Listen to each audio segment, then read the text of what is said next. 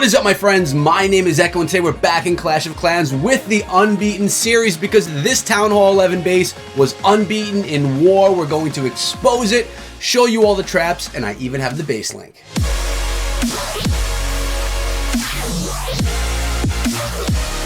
Guys, thank you so much for coming through today's video. I know that this series is a hit because you guys are looking for these bases that will stand up in war. This base right here from Harv from Reddit Zombies withstood 5 hits from Town Hall 11s and did not go down. 5 attacks. I'm going to show all of them right here today with you guys. You could see all the traps, the Tesla farm, and everything exposed right now in this base because this is one of my friends from my clan family who said, my base wasn't beaten, but you can have it for a video to give back to the Clash of Clans community. So thank you so much, Harv. I really do appreciate that. If you guys like this series, let me know down below, and also subscribe to the channel and ring the bell for daily Clash of Clans videos. And really, if you like the video, throw a like on it. You know what I would like to do? I'd like to get 400 likes on this video in the first 24 hours. Can we make that happen? Help me out, family. So what I'm going to be doing is showing you guys the attacks and talking about the base as the attacks are going on. What we have right now is a Queen Walk Lalo coming in, another Town Hall 11 facing this Town Hall 11. This base withstood multiple different attack strategies, again, not opening up and giving up that Town Hall 11 triple. So right here, the Queen is getting started. The Quad Quake is coming into the base, which is really giving a nice direct path to the Eagle Artillery, but it's not going to be enough. Here's the Rage spell on the Queen Walk. King is going in as well. What I really love about this base is that you have the Eagle Artillery, the Clan Castle, and the Queen all centralized in the base, making it really difficult to get in there. Now, the opponent here, Slappy Wood Bushy, did get into the base, but was not able to actually take down the base after getting inside. The Queen Walk is doing okay. Her ability is still intact. Kind of hard to see what's going on underneath those healers, but the Eagle's raining down on her. The Clan Castle troops she had to deal with, and you know, it's just a lot of fire, a lot of things centralized in this base. And again, we do have an anti 3-star Town Hall 11 design with a 3 stars on the outside of the base so that more defenses, the Clan Castle, the Queen, the Eagle, can all be in the center of the base. Down goes the Eagle right there. The Stone Slammer's coming in. So far the Queen charge was a success. It went really well. They took out some of the key objectives, but the Queen did not yet go down. Will the Queen take down the enemy Queen? No, and that could be the downfall of the attack right there. Having the Queen so centralized inside of the base makes it really difficult to get in there, even with a Queen charge. It's really difficult for the Queen to take down the Eagle, air defenses, the Clan Castle, and an enemy Queen. It could be done, but it's not easy. And as you saw right here, guys, the Queen was not taken down, and now she's going to come in here and pick away at all of those balloons, all while the Inferno Towers are working on them as well. Grand Warden's ability was used. This was not going to end up in a triple, so the opponent quit the attack. Same base, different attack strategy. What we're looking at right here is a bit of a Pekka bobat attack. We have 3 Pekkas. We have the 4 healers. There are 8 bowlers and what look to be 5 bat spells in this composition. So coming in from the same side of the base, I guess the attacker here feels that this is the more vulnerable side of the base, maybe because, I don't know, maybe because it's how it's laid out. And when you look at the base, it's actually completely symmetrical all the way around. So it's not really weirdly designed where you say to yourself, I can attack from here and I can get in there. Everything is kind of identical, and maybe that could be messing up the opponents as they're trying to get into the base. I'm not really sure. And what you guys got to do in this series when you watch this is you have to tell me how you would attack this base. How would you guys take this base down for 3 stars? And I'll tell you, this is not an easy base, and I challenge you guys. The link is down in the description of the video.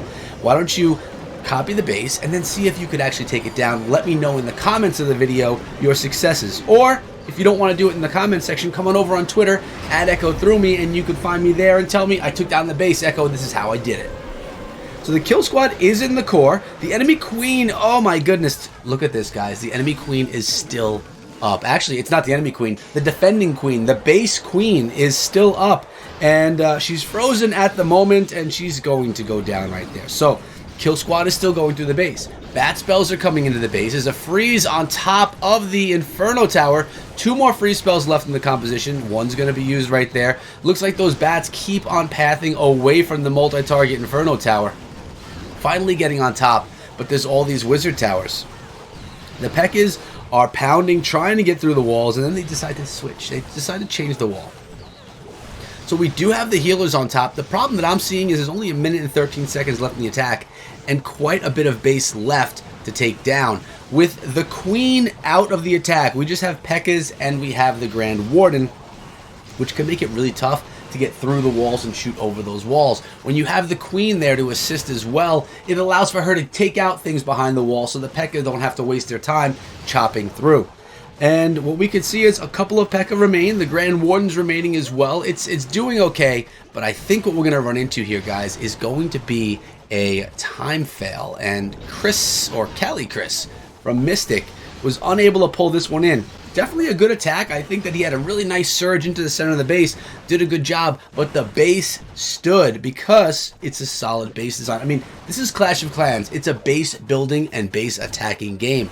Attacking is only half the battle. You have to be able to put together a good base, test your bases, and make sure that they're going to be able to hold up in war. So what we have right here is a successful one, and I want you guys to try it. I know I keep saying that, but we have had 2 examples of attacks. We have got more different strategies as well, so why don't you stick around, see what else was attempted to triple this base and failed. So I believe we've had 2 1-stars. This attack here is actually going to be a 2-star, and it's another Lalo attack, but look at the 4 earthquake spells. It's going to be a quad quake, opening up the base, allowing for a queen charge into the center, kind of like we saw on that first Lalo attack. Now, in this one, the queen starting from the southern part of the base rather than from starting up north. Maybe because the attacker here, Blue Dragons, watched the first attack and said, I need to take down that enemy queen. We need to get the queen out of there because the queen killed the last Lalo attack. Now the 1-star is going to happen right here. The king and the queen are going to take down the town hall, securing the 1-star, and making him be able to say, okay, we're going to take out the town hall, take out this Tesla farm, and then we're going to surge into the base with the quad quake. Now, awaiting that quad quake, now it's dropped. The clan castle lores happen, so I actually think this is the better way to approach this base. From this side of the base, you get the town hall, you get the Tesla farm, you get the clan castle, you get the queen. The eagle, though, is further away, so that's going to be more difficult to grab. So our queen, the ability was used, but she is under rage, and so are the healers that she is holding on to. Oh no, the queen went down, and that's a huge problem right there, because only 30% of the base was taken down, but it's time to send in the Lalo, or yeah, here we go. Stone Slammer's leading the way, and we're going to have Lalo coming through on the rest of the hit. Now, if that queen would have stayed up and continued to dive into the base, she would have probably taken down an air defense, maybe 2, and possibly even the Eagle Artillery, which could have been a different impact on this attack overall, different result. But that didn't happen, and the reason it didn't happen is because there is so much firepower centralized in the center of the base. Grand Warden's Eternal Tome ability was used on all those balloons, but will it be enough to push the balloons through? Notice the air sweeper protecting everything in the core of the base as well. The core of the base is stacked. It has everything that you need, everything that you want to get to is in the center of the base, and it's hard to get in there, especially when you have an air sweeper pushing away all your balloons. Makes it more difficult. Look at these traps as well, chasing around these balloons, not allowing them to take down the Eagle Artillery. Now all the Eagle has to do is rain its fire on any troops anywhere on the map. The traps are going to go around as well, start picking away at the minions and things like that, and as the minions get closer into the base, the multi-target Infernal Tower will melt them. And that's going to be the end of this attack. So 2 Queen Walk Lalos. We had what looked to be a Pekka Smash attack, and we have 2 more attacks. I know for a fact that one of them is a completely different strategy, and it's one that I actually like. So can you guess what strategy I'm talking about? If you know me, you can. And this right here is the strategy that I am talking about, and it is a Sui Hero minor attack. But there's a clone spell in there as well. So what is going to happen with this clone? A Stone Slammer and a clone spell. Something custom maybe? I like this. I like the start of it. The base is being narrowed with the king and the queen up in the north. So that's exactly what you want to do with a minor attack. You want to narrow the base so the minors stay in the center and go straight up the gut. Now the Stone Slammer's coming in as well, also towards the outside of the base, continuing that funnel. really nicely done. I like how it's being worked. And check this out. There is a balloon and there was an electro dragon. But the electro dragon and the balloon got pushed out. I don't think any of the troops, any of the spells were actually cloned in that. Or not spells, any of the troops. Because of that air sweeper, that sweeper pushed everything back out of the way of the clone spell. So the clone, 3 camp space or 3 spell space, really just wasted on the attack because they never did make their way in. Plus the baby dragon is still alive, so we have to use our baby dragon right there to take it out before the miners go in. Remember, if you send miners into an attack and there are there's like a dragon or there is baby dragon or electro dragon, it's going to be hard for your miners. You got to try and outrun them, which can happen, but it's definitely more difficult. So right now, heals are going crazy, just trying to heal up everything in the base. What the attacker at this point is probably trying to do is to grab a high percentage 2-star on the base, higher than the 2-star percentage that's already happened, because he's got to know the miners are good, but they're not going to be able to path completely through the base entirely. They will struggle with that. So right now we're at 47% 1-star. They are going to grab the 2-star on this, and there it is, the 50% 2-star. Only a freeze. Actually, the freeze was used already, so the miners, they're pushing through. I love how the miners are not impacted by the tornado trap. It's just such a huge benefit of using miners. Although, they could be a little stronger. I feel like they need a tiny buff of some sort. I don't know what. Maybe make them back to 5 camp space. But it's very rare at high-level town hall levels we see miners coming through and tripling. And the miners definitely weren't able to triple this base. And the final attack on the base was just a Town Hall 10. Maybe this Town Hall 10 decided they wanted to be a hero and try and take it down. So basically, it was a Town Hall 10 attacking up and saying, maybe I could actually pull in a higher percentage 2-star. Let's see if he could do it. Well, obviously, we know that it's going to not be a triple, because a Town Hall 10 really will never triple a max level Town Hall 11. I don't think that really ever happens.